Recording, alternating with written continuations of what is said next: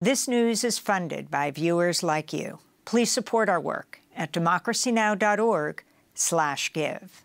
Welcome to Democracy Now!, democracynow.org, the War and Peace Report. I'm Amy Goodman. In Gaza, Israeli forces are continuing to attack Rafah amidst growing outrage over its bombing of a tent camp for displaced Palestinians, which killed 45 people Sunday, including children. Harrowing video emerged showing a man desperately holding up the charred corpse of a headless Palestinian child amidst the still blazing flames of the attack. The Tal al-Sultan neighborhood had been specifically designated as a safe humanitarian area in Rafah.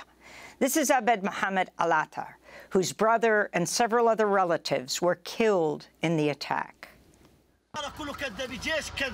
The army is a liar. The occupation army is a liar. There is no security in Gaza. There's no security, not for a child, an elderly man, or for a woman. Here he is with his wife. They were martyred. They're gone. The decision of the World Court is a lie. They are still killing. They are planes 24 hours a day. They are martyrs and killings all the time. They are wounded and injuries. Children becoming orphaned. Innocent people. They haven't done anything. They were displaced from one place to another, looking for a living. The Israeli Prime Minister Benjamin Netanyahu called the Israeli bombing a tragic mistake and said they'll investigate. We'll go to Rafah for more after headlines. Just one day earlier on Saturday, displaced Gazans sheltering at the Al-Nazla school in Gaza City were hit by an Israeli airstrike that killed at least 10 people. What do the children have to do with this? They scattered us from here to there. Where should we go? Have mercy on us. Have mercy on us. What did he do to get blown to pieces like this? The official death toll in Gaza has now topped 36,000. The Rafah massacre came just 2 days after the International Court of Justice ordered Israel to immediately stop its assault on Rafah. The court considered that, in conformity with its obligations under the Genocide Convention, Israel must immediately halt its military offensive and any other action in the Rafah governorate which may inflict on the Palestinian group in Gaza conditions of life that could bring about its physical destruction in whole or in part. The order came as part of South Africa's genocide case against Israel at the World Court. Though the order is legally binding, there is no enforcement mechanism. We'll go to the International Court of Justice after headlines. European heads of state are facing ever louder calls to join Spain, Norway, and Ireland in recognizing Palestinian statehood after Sunday's attack on Rafah. Spanish Prime Minister Pedro Sanchez spoke earlier today ahead of Spain's official recognition process in a cabinet meeting. The state of Palestine must be viable, with the West Bank and Gaza connected by a corridor, and with East Jerusalem as its capital, and must be unified under the legitimate government of the Palestine National Authority. Although it is not up to Spain to define the borders of other countries, our position is aligned with the UN Security Council resolutions 242 and 338, and with the position of the European Union. Therefore, we won't recognize change in the 1967 lines other than those agreed to by the parties. Ireland and Norway also formalized their recognition of a Palestinian state today. People took to the streets in cities around the world following Sunday's attack on Rafah, including in Paris. We don't want to be complicit in a crime against humanity. What's happening in Rafah, what's happening in the Gaza Strip is intolerable. Protests are also continuing on college campuses. At Brown University, President Christina Paxson's commencement speech was interrupted by demonstrators from the group Brown Alumni for Palestine. At the University of Chicago, 4 seniors are being denied their graduation after they participated in Gaza solidarity protests. In Los Angeles, UCLA police have made their first arrest in connection with the violent attack on pro-Palestinian student protesters protesters last month. 18-year-old Edanan is accused of beating protesters with a wooden pole. This comes as unionized academic workers at UCLA and UC Davis are launching a strike action today over violations of their right to free speech. In Canada, the largest university, the University of Toronto, on Monday asked a court to authorize police action to arrest students who defied a deadline to dismantle their encampment. Hundreds of tents have been put up during the weeks-long peaceful protest at the University of Toronto as students demand their school divest from Israel. Reporters Without Borders has lodged another complaint with the International Criminal Court for, quote, war crimes against journalists in Gaza, unquote, where Israel's killed over 100 media workers since October 7th. Reporters Without Borders said, quote, those who kill journalists are attacking the public's right to information, which is even more essential in times of conflict. They must be held accountable, unquote. In Ukraine, at least 18 people, including a 12-year-old child, were killed after a Russian strike on a shopping center in Ukraine's second-largest city, Kharkiv, Saturday. Dozens of others were injured. It's the deadliest Russian attack in weeks, as Kyiv warns Moscow is preparing to further intensify its offensive along Ukraine's northeastern border. In Papua New Guinea, officials say as many as 2,000 people are feared dead after they were buried alive when a landslide engulfed several villages in the northern Enga province. Thousands of residents have been ordered to evacuate as the landslide is still active. Most of the bodies remain missing as rescue efforts have been hampered by unstable terrain and a blocked-off road. I have 18 of my family members buried under the debris and soil that I'm standing on, and a lot more family members in the village I cannot count. I'm the landowner here. Thank you to all those who've come to help us, but I cannot retrieve the bodies, so I'm standing here helplessly. At least 23 people were killed, while millions of others were left without electricity after Cyclone Ramal ripped through Bangladesh and eastern India Sunday, damaging homes, uprooting trees and destroying power lines.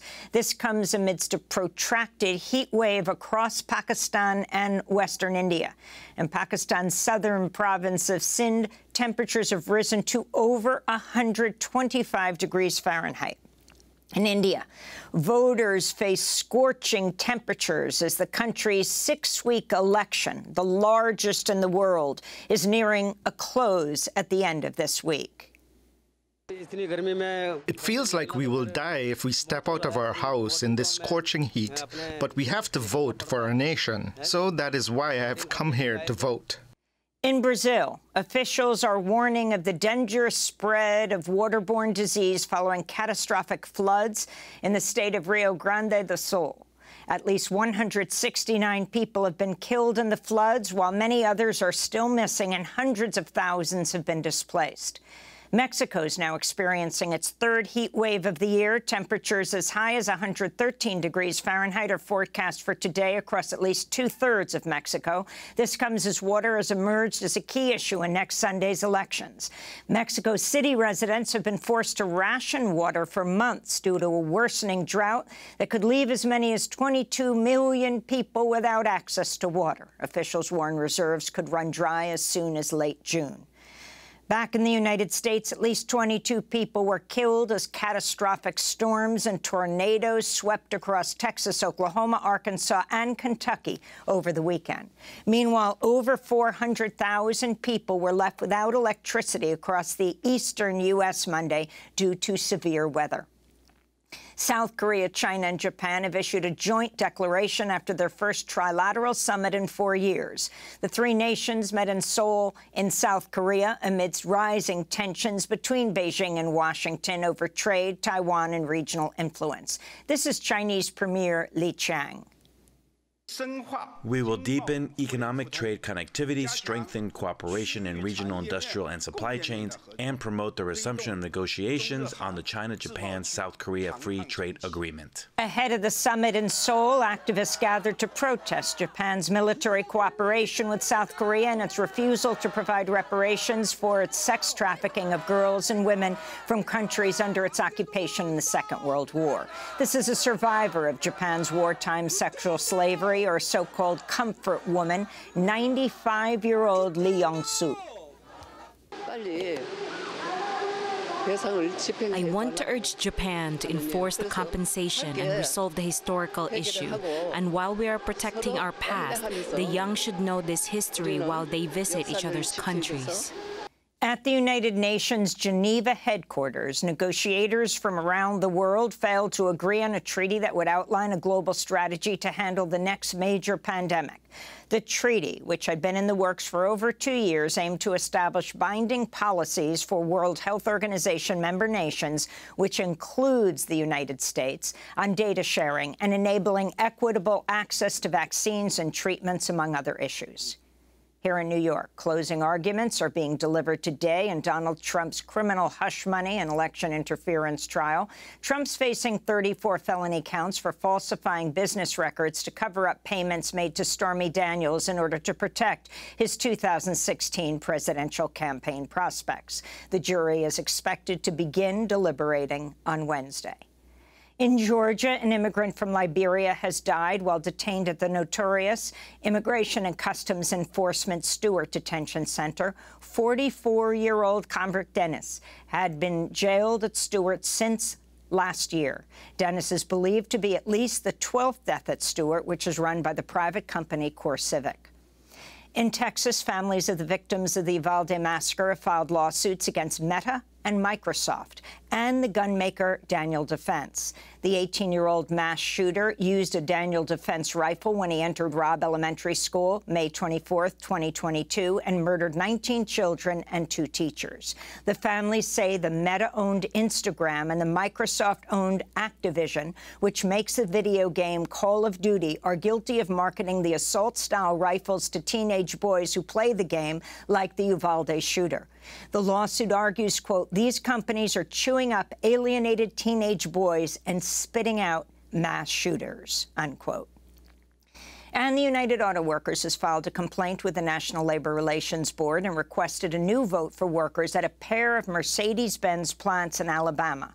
Around 5,000 workers voted against unionizing with the UAW earlier this month after an intense union-busting campaign by Mercedes-Benz, which the union accused of wanton lawlessness. UAW says the company forced workers to sit through anti-union meetings and retaliated against pro-union workers, including through termination. And those are some of the headlines. This is Democracy Now!, democracynow.org, the War and Peace Report. I'm Amy Goodman in New York, joined by Democracy Now!'s Juan Gonzalez in Chicago. Hi, Juan. Hi, Amy, and welcome to all of our listeners and viewers across the country and around the world. Democracy Now! Is funded by viewers like you. Please give today at democracynow.org/give.